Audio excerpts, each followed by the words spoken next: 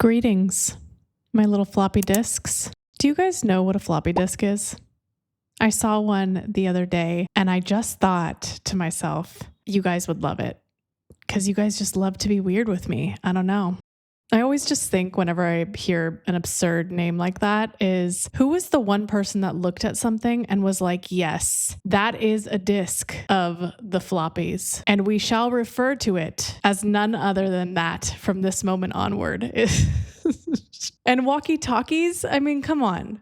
People are just trying to see what they could get away with at a certain point. People who coin terms, I want to talk to them. I want to see what's going on in their brain. Anyway, done with that. Welcome, my loves. Today's reading, it seems to hold the energy of something you may need to hear and you might now be ready to hear. It feels very important at this time, but honestly, lately, my messages have just been urgent and dense and full of emotion. So the collective energy is moving somewhere, especially lately. My last reading was kind of hard, and I definitely felt the response for that. This one is softening that energy. Definitely. That's what I sense here. It's calling to explain something to you, a larger purpose. It feels explanation based. And often when I get explanation-based readings, I'm like, why is this? I don't want to teach people things, spirit. But I see here it might be to prepare you for an incoming connection, past or future. There's something here that you believe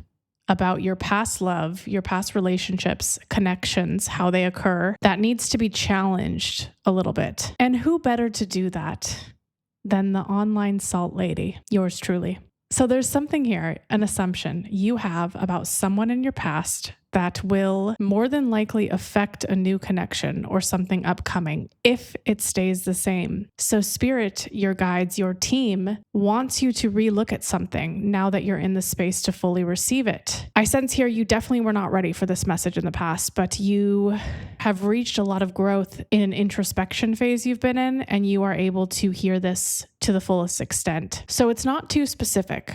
Normally, I draw a pretty clear line. I tell you who this is for. I don't want you to waste your time. But I think this is for everyone who has had a very deep connection in the past or has taken a long time to get over something.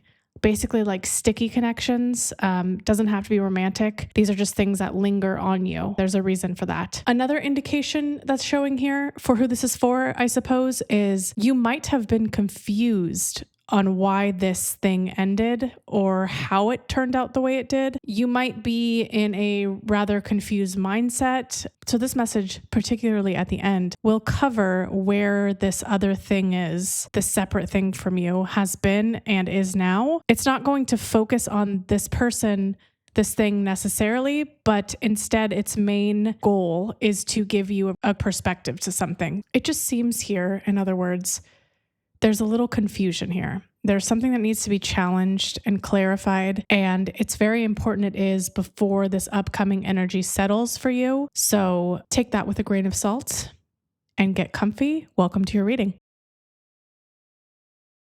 Super random. Okay, a couple of things here. Number 8 could be particularly strong for you. It is in this message everywhere. 8s are all over the place. That could be significant to you. I think it also might be encouraging some of you to explore where the 8th house falls in your chart or in current transits overlaying your chart. There's something very important to that now or upcoming in regards to this new thing that has a path towards you. 8 is also the number that embodies Scorpio energy. So that could be very strong here. I feel this first part is going to basically be talking about you, not necessarily in relation to 8 energy, but there's something here about why people borrow off your energy, what happens in a dynamic with you and how they feel once you leave. And then we can jump into this external thing, this other person, I think in the next section, because first we have to understand you before we can understand them, I think. Another random thing, back pain, joint pain, pain. I'll probably write more about that in the description if I remember. But that could be significant to you. That could be something that is coming through. This might have to do with heavy overload in some area of your life, working or something of that sort. So let's start with you. In order to understand you, what's coming through is a ceiling fan, the ones that spin on the ceiling. I know, very weird. A lot of dust usually sits on top of it. If you're familiar, I'm sure we all have a dirty ceiling fan somewhere that we're ignoring and not cleaning. What is particularly interesting about this ceiling fan, of all things that is being shown to me, is it's being shown as like the movement of it, like when it's moving, it's spinning. It actually keeps the dust in place, which is contrary to what we believe. Like, we think the opposite. If we turn the fan on, the dust just goes everywhere, right? But the constant moving is keeping the dust in place in this visualization. And what would shift that is turning it off and back on. So this is about momentum here. Once it is switched off, there's still momentum. It's still spinning until it kind of abruptly stops. Does the dust then move? That's what I'm being shown. Very, very abstract. I am seeing this relating to what it feels like when you leave a connection, which is quite confusing. I might have to pause here. I mean, this is like so heavy already. Hold on, I'm going to pause. There's something important, very important, about why your impact on others is delayed. So there's a pressing question that wants to be answered from your team, and it is explaining why it seems to be effortless once you leave a connection, once the connection ends. Why does it seem to be effortless on the other end, where it's like a struggle for you? They want to clarify this to you today on invisible energy terms before we can talk about this separate thing to you. I've had other messages like this, but this one is very specific in a new way. It's being shown that there is a specific effect that you leave in another person's field that lingers after you exit. And we assume this would be like a cord or something when we talk about attachment or lingering. This is different. This is what they would call, I believe, a psychic field. And it's different than a cord. It's built, it functions, it remains differently. This is something that two people build together. So it's very much a chemical love baby of sorts. It's the energy of how two people connect. They build this field together as they grow together. And so what's important about you, what's being shown to me through emphasizing this, is you have the ability to kind of what looks like order patterns.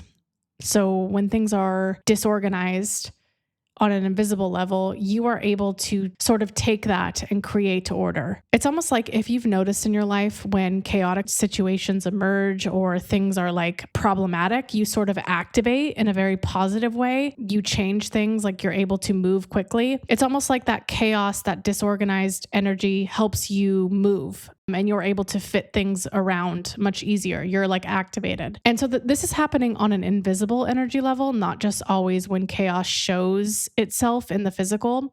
What I'm talking about is your ability to also order energy. You're taking someone's disordered pieces and you're able to fit them cohesively together. You're able to kind of create coherence from disorder. It's just how your energy functions. You create a coherent structure, sometimes from super chaotic situations that present in the physical, but almost always from invisible situations that don't appear necessarily disorderly.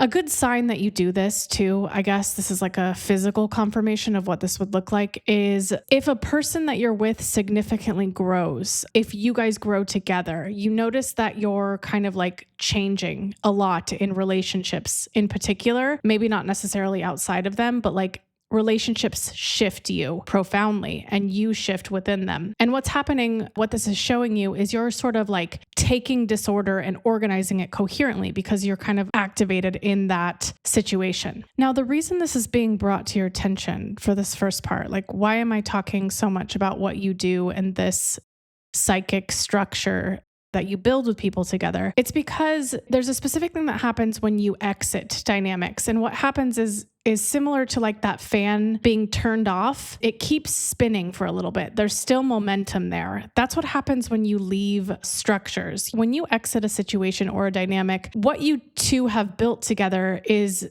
sort of a invisible structure that another person is able to run on after you leave, after you exit that dynamic. So it's important you understand that so you can understand why people act fine once you're gone and why it hits you so deeply. There is something that you two have created together here that run after you leave that keeps the fan spinning after you turn it off and you exit. The reason they or these other people don't feel the effects immediately like you do is because you are exiting the structure and they are sort of living inside of it still. I'll talk about them in the next part, but this is important that you understand is like that fan keeps spinning and the dust doesn't move until it fully stops. And so it's explaining to you this delayed structure mechanic, like that someone is borrowing that structure to not feel the effects immediately. And so what your team, what your guides want you to really hear today is what's happening is you are actively tracking things in real time to be able to order patterns like this. You're tracking it live. And when you leave something, you have to drop that existing structure because you are moving in real time. That is sort of like the timeline you are on is current, it is present. And so you will feel the emptiness of the structure immediately because you are walking away. But these people who operate inside of your structure do not feel that. They are not tracking real time. They sort of take a while, like a delayed amount of time, and then the contrast begins to be present for them. They sort of need that structure and the release of that structure to understand, to feel. So this first part seems to be clearly differentiating you from past connections and people. And it's emphasizing you are operating in real time. You are tracking things live. And that's why it immediately feels like something once you leave because you are leaving the structure. However, what's important to emphasize here is the other half of this doesn't live inside that present live moment of tracking. So they can live within the structure for a delayed period of time. There's a contrast between you and this person. You guys built the structure together. You exit and you feel that immediately, and they don't track in real time. So they can't feel what you feel immediately. And so I think that this first part is to clearly explain your role on an invisible level. It is not anxious. It is not over-functioning. You two have built the structure together in different ways. What this is really highlighting is that it is a difference between operating systems. And I think in the next part, I'm going to explain exactly how it's different and why it's important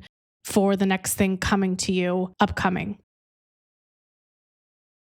Again, 8th house.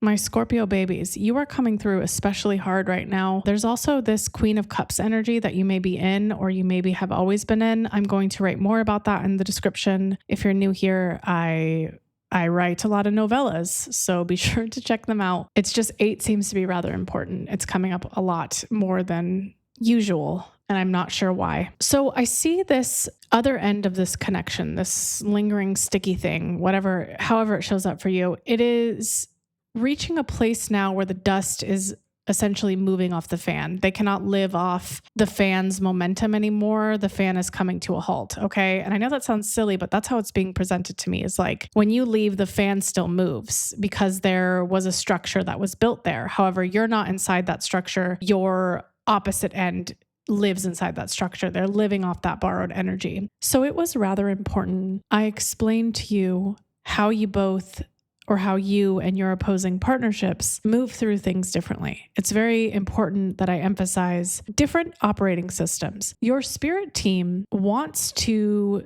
show you that things affect you quickly and in real time because you are organizing patterns live. You are tracking things in a way that leaves room for real-time responses. Everything for you on an energy level is happening live because you are tracking and organizing patterns. You are coherently taking the disordered and you are organizing it. On an energy level, it is invisible and it is unconscious and it is not effort for you. This is not like something you are overextending and doing. This is how you make meaning. This is how you connect. And I'll explain how they do because I think that's what this part is about. But you need to understand that even outside of relationships, you are taking disorder, you are taking things that are not coherent, and you are finding and creating coherence with that on an invisible level. That is very important. I stress that. And it's very important that I stress this is very much how you are. This is how you move through the world. This is not an anxious label. I think people sometimes slap labels on things like anxious, over functioning,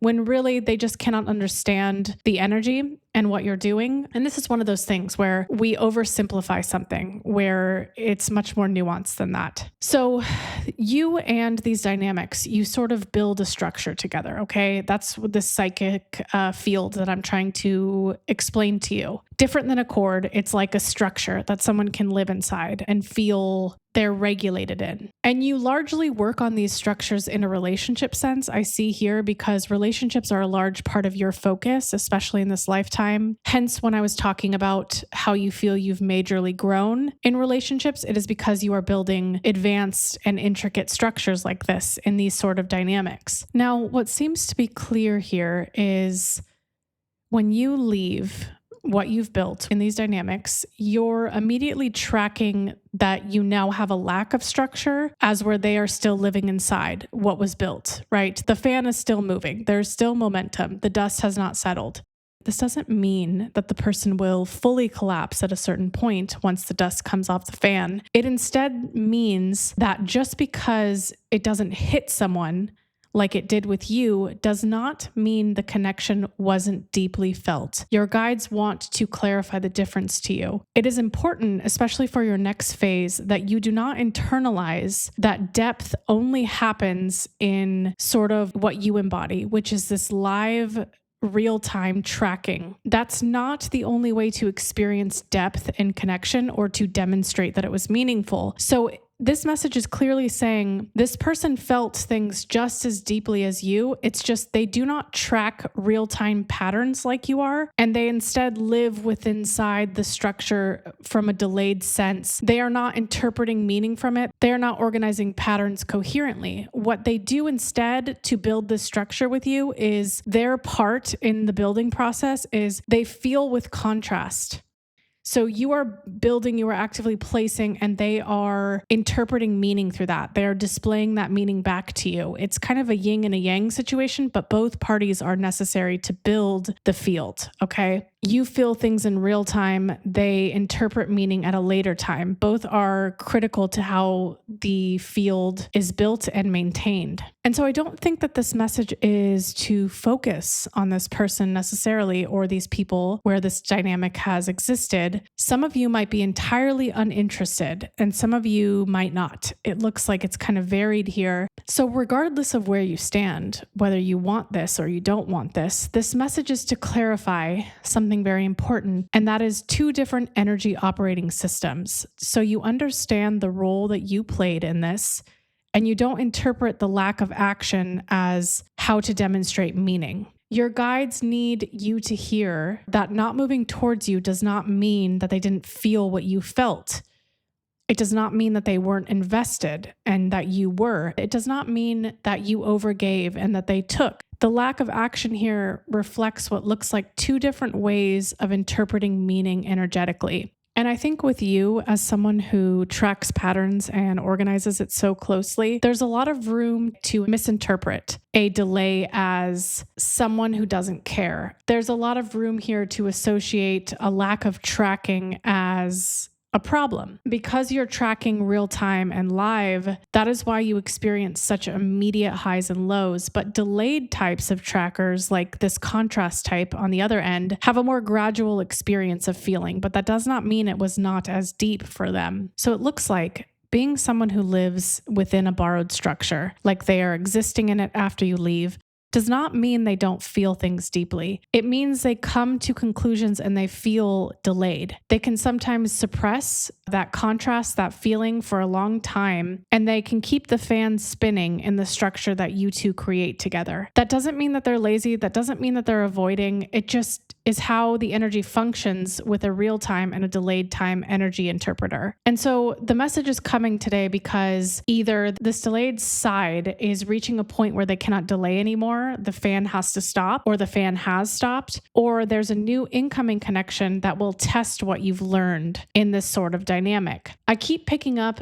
a shift in the psychic field that you've built. It's not a chord, it's just this structure that the two of you have built. And so as clearly as I can say this very dense message to you all is like, you may be, and you might not want to hear this, and I'm sorry, but I'm just the messenger. You may be using time, literal time, as a measurement of what something was or was not. For example, if you are someone that tracks things real time, like it's being shown that you're using time very closely to measure meaning because you track things in real time. You are taking patterns and moving them in real time. As they change, you're adapting with them. When someone doesn't do that, when they are delayed and they are not taking real time inferences like you are, it looks as though they don't care because they're not creating coherence, but they are creating a structure in their own way with you. They're building something together. So your guides want to challenge your assumption that this relationship was or is one-sided. And I think that's because there's potential for a new connection to somewhat function similarly, whether the previous one changes course or a new one comes in and wants to build a similar structure with you. Your guides want you to hear this because just because you build structures with someone who does not live in it in real time with you does not mean the connection is one-sided. It means it's being expressed differently. So the truth is, the hard truth, a structure like this, the one that I'm seeing that's very potent, strong, and carries a lot of weight, it only exists because both people built it, but in very different ways. You recognize and reorder things quicker because you are experiencing them live. You are taking things quickly and you are resorting them and adapting in real time. But this person feels it and they respond, they reflect, they create meaning in a much different, delayed way, but it still adds to the structure. It still does something. It's not just empty. So what is trying to be communicated here is that this structure or the depth of this connection can only be built with two types of energy operating systems. However, because one person processes on time, immediate, and holds very heavy weight in that is causing confusion to what the person experienced and what they didn't. And the truth is, time is not a measurement that can measure depth here. So your guides want to challenge that today. They want you to begin to look at time as not a sacred measurement for what is real. This delayed thing, this way this person gives meaning and interprets through contrast, how long it's taking them or the timeline is not an accurate indicator of depth and what they felt. And your guides don't want you to misinterpret that. They don't want you to think that it was one-sided. They want you to really clearly see this in a non-biased way so you can look at the next experience more holistically. So let me say this a different way because I feel like this one was kind of a challenging message. You might experience the same delayed or contrasting type of energy, whether that be from a new connection or a past connection that catches up. But it is precisely that delayed or contrasting type of operating system that allows you to feel deeply in the first place and vice versa. So kind of like a yin and a yang message here. That does not mean that because they are not tracking in real time like you, that they do not feel as deeply as you. And your spirit team really wants to challenge that assumption, especially as new things come forward to you. My lovely floppy disks, how are we? There's something I really need to address. It's something that keeps coming up a lot. There's a lot of new people that are coming, and I'm getting a lot of requests for private readings, and also a lot of requests to respond. And I just want to say, I have never offered private readings, and I never, it's so hard to say never.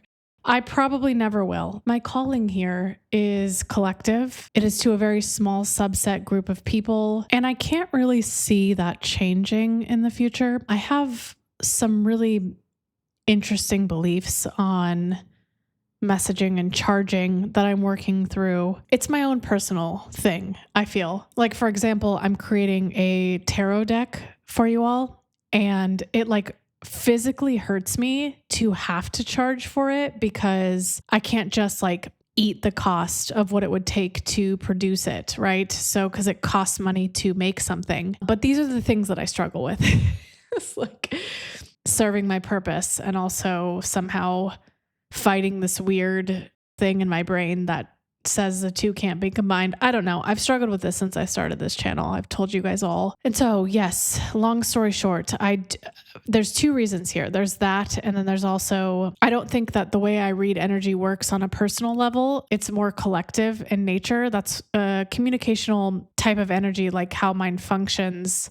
It works better collectively. But I've never actually tried to do one-on-one readings. It's always been collective or group based. So that's your answer. Hope this helps. As for not responding, that's a whole other thing. I've done many salt talks on these kind of topics, but I work really hard to keep the communicational space neutral and not bias. Responding to certain energy types and not majority types sort of disconnects me or sort of skews the way that readings work, right? Because if I cherry pick people's energy and respond to them, it sort of directs my focus, time, attention onto that one energy. So I keep it neutral to keep it balanced. That's how my readings stay so accurate. That's how they stay so timely.